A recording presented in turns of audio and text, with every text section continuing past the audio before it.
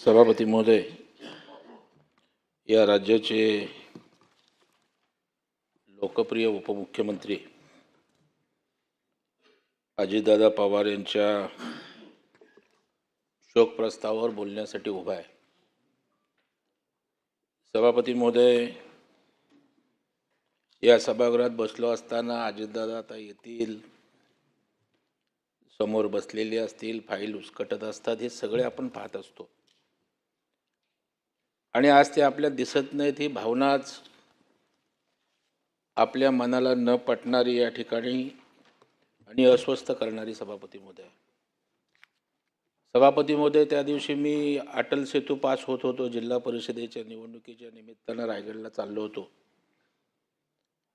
आणि मला एवढ्यात मीडियाचा फोन आला। असं झालंय, काय म्हणणार बोललं, झालंय काय आणि तू प्रतिक्रिया कसली हवी? बोललो दादांना पहिलं नीट असू दे अशी ईश्वरचरणी प्रार्थना करत होतो आणि पुढे पळसप्या फाट्यावर जाईपर्यंत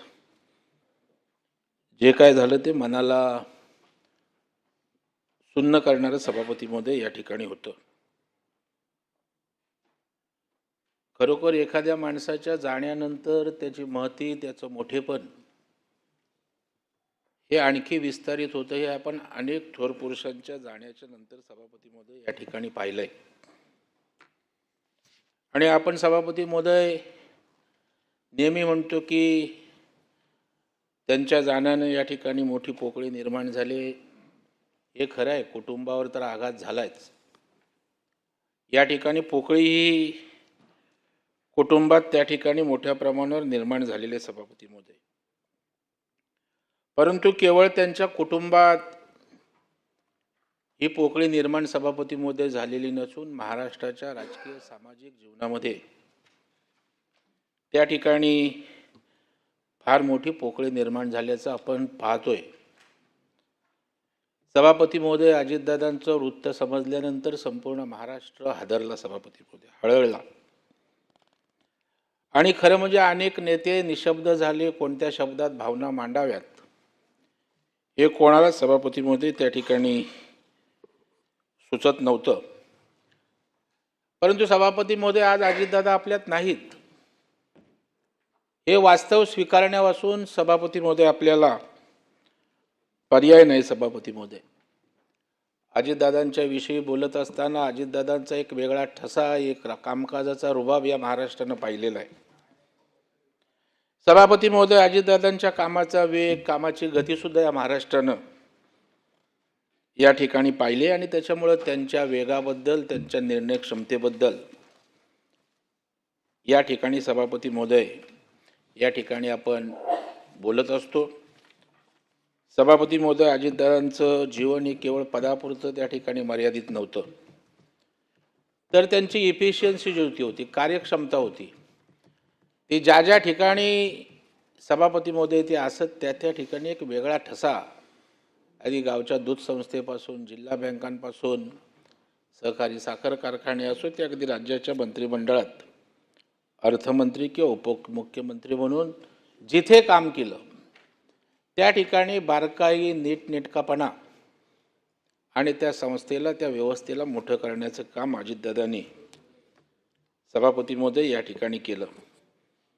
अजितदादांविषयी सभापती महोदय बोलत असताना प्रशासनातील त्यांची शिस्त असेल, वेळेचं काटेकोर नियोजन असेल आणि काम पूर्ण करण्याची जिद्द, सभापती महोदय ही त्यांची अजितदादांची ओळख होती। आणि सभापती महोदय, अजितदादांनी एकदा कुठलंही काम स्वीकारलं की ते पूर्ण क्षमतेनं, परिणामकारक त्या ठिकाणी ते पूर्ण करायचं, असा त्यांचा हातखंडा सुद्धा आम्ही पाहिलेला आहे। सभापती महोदय, राज्याच्या विकासामध्ये त्यांनी एक वेगळी गती निर्माण केली। पायाभूत सुविधांच्या उभारणीपासून सिंचन प्रकल्प असेल, जलव्यवस्थापन असेल, ऊर्जा निर्मिती असेल, शहरी विकास असेल किंवा ग्रामीण भागातील विकासासंदर्भात आणि योजनांसंदर्भात त्यांचं सातत्यानं बारकाईनं लक्ष सभापती महोदय त्या ठिकाणी असायचे। सभापती महोदय, अजितदादा कणखर त्या ठिकाणी होते, असायचे, परंतु कुठल्याही निर्णयाच्या मागे त्यांची राज्याच्या सर्वसामान्य माणसाच्या हिताचीच भूमिका सभापती महोदय स्पष्टपणे असायची. सभापती महोदय अर्थसंकल्पीय तरतुदीचं काटेकोर नियोजन, निधीच्या वापरावर नियंत्रण आणि प्रकल्प वेळेत पूर्ण व्हायला पाहिजे अशा प्रकारचा त्यांचा कामावर सभापती महोदय भर असायचा. वारंवार त्यांनी प्रशासनाला सुद्धा आपल्या जबाबदारीची जाणीव सभापती महोदय करून दिली आणि कामकाजात पारदर्शकता आणि शिस्त आणण्याचा प्रामाणिक प्रयत्न त्यांनी केला. अजितदादा स्पष्ट वक्ते होते. याचा अनुभव तर आपण सर्वांनी सभापती महोदय या ठिकाणी घेतलेला आहे. सभागृहात असो किंवा जनतेसमोर असो, कुठेही त्यांनी आपली भूमिका त्या ठिकाणी ठामपणे मांडलेली आपण त्या ठिकाणी पाहिलेली आहे. कधी कधी त्यांची थेट शैली सभापती महोदय रोखठोक वाटायची, पण त्यामागे त्यांचे काम करण्याची तीव्र इच्छा सभापती महोदय असायची आणि राज्याच्या प्रगतीची त्या ठिकाणी प्रगतीची ओतप्रोत अशा प्रकारची तळमळ आपल्याला दिसायची. ग्रामीण भागातील शेतकऱ्यांच्या बाबतीत दादा खूप संवेदनशील त्या ठिकाणी होते. पाणी टंचाई, शेतीमधील उत्पादन क्षमता कशी वाढवता येईल, शेतकऱ्यांना आर्थिक आधार कसा देता येईल, यामध्ये त्यांची महत्त्वाची सभापती महोदय भूमिका राहिलेली आहे. शहरी भागातील पायाभूत सुविधा असतील, रस्ते, वाहतूक व्यवस्था असेल, राज्याच्या औद्योगिक विकासाला सुद्धा चालना देण्याचा त्यांनी प्रामाणिक प्रयत्न केला आहे. सभापती महोदय अधिकारी वर्गाला त्यांनी वेळेचं बंधन आणि उत्तरदायित्वाची जाणीव त्या ठिकाणी करून दिली आणि काम हे झालंच पाहिजे अशा प्रकारचा अट्टहास किंवा रोख त्यांचा सभापती महोदय असायचा. सभापती महोदय, माझा अजितदादांशी जास्त संबंध आला तो सहकार चळवळीच्या निमित्तानं आला. कारण मी एका जिल्हा बँकेचं नेतृत्व करत असताना राज्यातली कारखानदारी असतील, सूतगिरण्या असतील, गावच्या सोसायट्यांपासून जी सहकार यंत्रणा व्यवस्था या राज्यामध्ये उभी आहे, त्यांना कर्ज देणं असेल, त्यांचे प्रश्न असतील, या संदर्भात नेहमी त्यांच्याकडे संपर्क यायचा आणि त्यावेळेला अत्यंत बारीक बारीक गोष्टी ते सांगायच्या. कधी आपल्याला कटू वाटायच्या, परंतु नंतर त्या गोष्टी किती खऱ्या होत्या हे त्या ठिकाणी दिसून यायचं.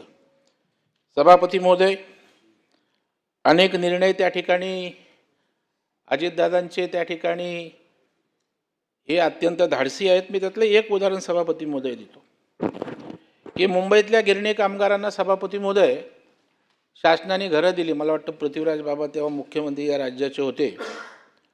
परंतु गिरणी कामगारांना घरं दिली, परंतु गिरणी कामगारांना द्यायला 12-15 लाख रुपये गिरणी कामगारांकडे नव्हते आणि त्यावेळेला मग गिरणी कामगार मुंबईमध्ये बँकांकडे पैसे मागायला जायचे.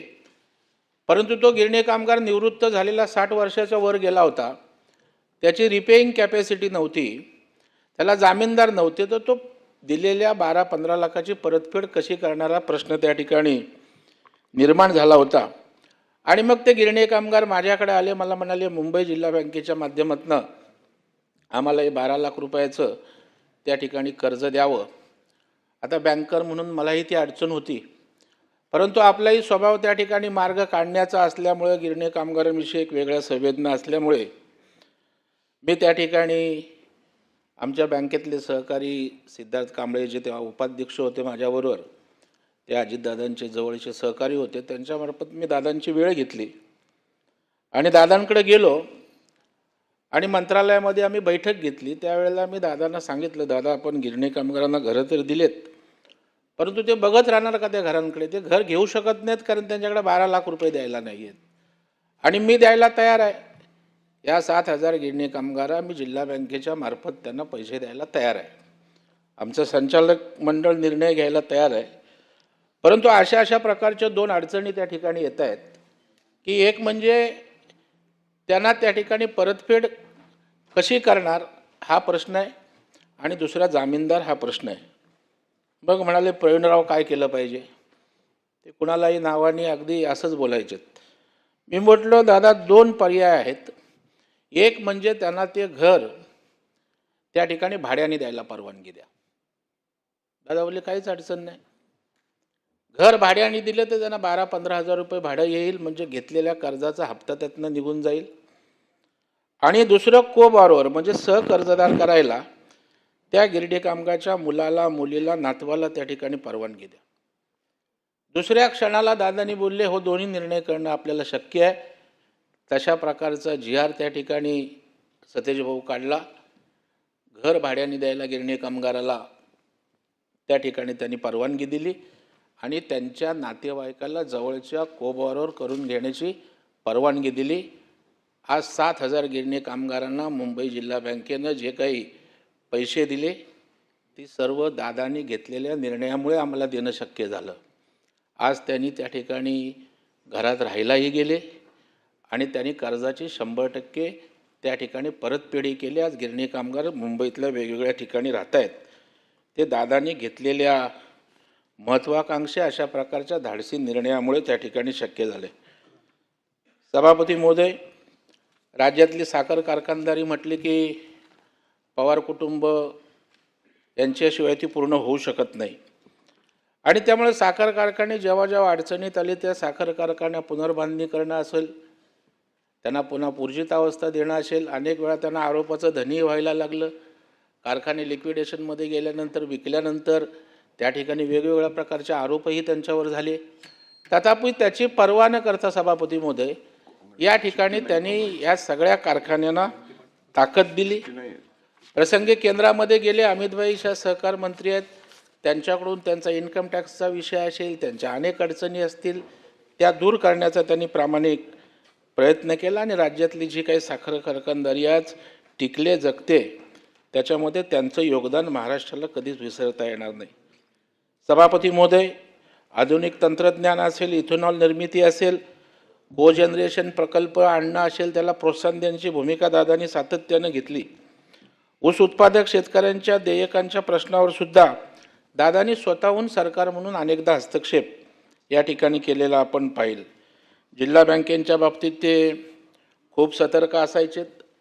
जिल्हा बँकांची कर्ज वितरण असतील त्याच्यामध्ये एखाद्याला मदत करायला सांगायचे, पण चुकीचं अजिबात करू नका. मग बँकेचं NPA बरोबर आहे का, CD रेशो मेंटेन होतोय का, कर्ज वसुली कशी होते, याचा कटाक्ष आपलेपणानं जसं एखादा आपत्ती आपण त्या ठिकाणी जपतो त्याप्रमाणे सहकारी संस्था जपण्याचं कामसुद्धा दादांच्या नेतृत्वाखाली झालेलं या महाराष्ट्रानं सभापती महोदय या ठिकाणी पाहिलेलं आहे. सभापती महोदय, शेतकरी आणि ग्रामीण भागातील लघुउद्योगांना वित्तपुरवठा वाढवण्याचा त्यांनी सुद्धा सातत्यानं प्रयत्न केला आहे.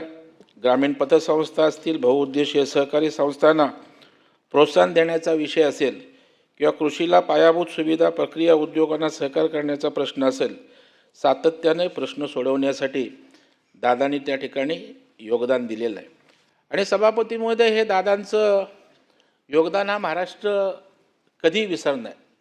कार्यपद्धतीवर कोणाचे आक्षेप असू शकतात, प्रत्येकाची काम करण्याची एक पद्धत असू शकते, परंतु कामातून मिळणारा जो काही रिझल्ट असायचा तो दादांच्या प्रत्येक त्या ठिकाणी कामातनं त्या ठिकाणी दिसून यायचा. कधी कधी त्या ठिकाणी आमदार निधीवरनं, विकास कामांना मिळणाऱ्या निधीवरनं अनेकदा त्या ठिकाणी अनेक प्रश्न निर्माण झाले, परंतु त्या ठिकाणी आमदार, खासदार किंवा आपले सहकारी नाराज झाले तरी चालतील, परंतु राज्याची आर्थिक घडीसुद्धा बसली पाहिजे. त्या ठिकाणी राज्याचा आर्थिक डोलारा त्या ठिकाणी कोसळता कामा नये, ही अर्थमंत्री म्हणून कठोर घेतलेली भूमिका ही आज राज्याला अर्थव्यवस्थेत सावरण्याचं महत्त्वाचं काम त्या ठिकाणी करते. हे कोणालाही त्या ठिकाणी नाकारता येणार नाही. सभापती महोदय, आज आपण राज्यातला केवळ एक राजकीय नेता गमावलेला नाही, एक अनुभवी प्रशासक, एक चांगला मार्गदर्शक आणि अनेक कार्यकर्त्यांचं सामाजिक राजकीय जीवनातलं प्रेरणास्रोत आज हरपलेला आहे. त्यांच्या दीर्घ सार्वजनिक जीवनातून निर्णय क्षमता, कामावरील निष्ठा ही आमच्यासारख्या उदयोन्मुख कार्यकर्त्यांना शिकण्यासारखी त्या ठिकाणी आहे. या दुःखद प्रसंगी मी आणि हे संपूर्ण सभागृह त्यांच्या कुटुंबियांच्या दुःखामध्ये या ठिकाणी सहभागी आहोत. त्यांना चिरशांती आत्म्यास लाभो, त्यांच्या कुटुंबियांना हे अपरिमित अशा प्रकारचं दुःख सहन करण्याची शक्ती देवो अशी प्रार्थना मी ईश्वरचरणी करतो. मी खरं म्हणजे आमच्या सुमित्रा वहिनींचं कुठल्या शब्दात आभार म्हणू, अभिनंदन करू, काय म्हणू, की धाडसाचं खऱ्या अर्थानं कौतुक आहे. घरावर एवढं मोठं संकट आल्यानंतर दादांनी जो आदर्श घेतला की आपलं कुटुंब केवळ आपल्या घरापुरतं नाही तर हे राज्य आपलं कुटुंब आहे, पक्ष माझं कुटुंब आहे आणि अतिशय काळजावर दगड ठेवून त्यांनी या ठिकाणी या राज्यामध्ये उपमुख्यमंत्रीपदाची शपथ केवळ घेतली नाही, तर लगेच त्या ठिकाणी जाऊन दुःखितांचे पीडितांची सेवा करण्यासाठी त्या ठिकाणी मनावर दगड ठेवून त्यांनी कामाला सुरुवात केली. हे खरोखर एक आदर्श अशा प्रकारच्या दादांच्या पत्नी यांनी घालून दिलेला आदर्शही सभापती महोदय या ठिकाणी खरोखर लक्षात ठेवण्यासारखं आहे. म्हणून या ठिकाणी सभापती महोदय दादांच्या जाण्याने या महाराष्ट्रावर फार मोठं त्या ठिकाणी दुःखाचं डोंगर कोसळलं आहे. सभापती महोदय स्वरूपसिंग हिरा नाईक असतील, या नंदुरबारसारख्या डोंगराळ दुर्गम आणि आदिवासी बहुल जिल्ह्यातून लोकप्रतिनिधित्व करत होते. अनेक वर्ष त्यांनी मंत्रिपदाची जबाबदारी त्या ठिकाणी सांभाळली.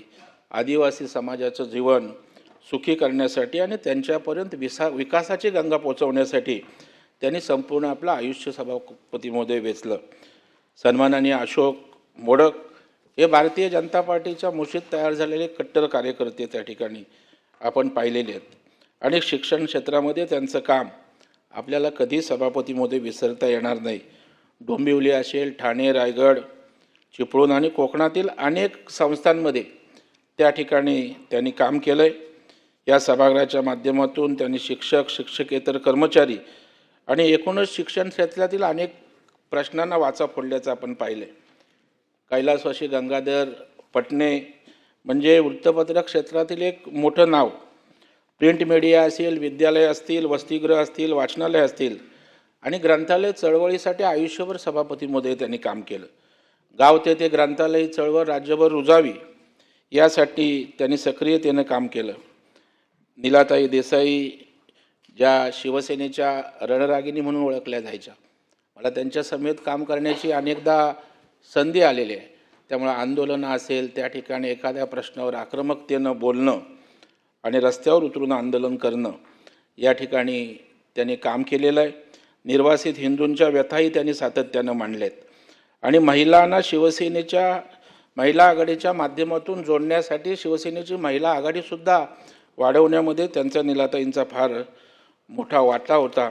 अशा या सभागृहातील अनेक सदस्यांना या ठिकाणी जड अंतकरणाने मी या ठिकाणी श्रद्धांजली अर्पण करतो. या सर्व मृतात्म्यास त्या ठिकाणी शांती लाभावी अशी आई जगदंबेच्या चरणी प्रार्थना करतो. धन्यवाद. जय हिंद, जय महाराष्ट्र. सतीश पाटील. माननीय सभापती महोदय, आज सर्वांच्याच भावना या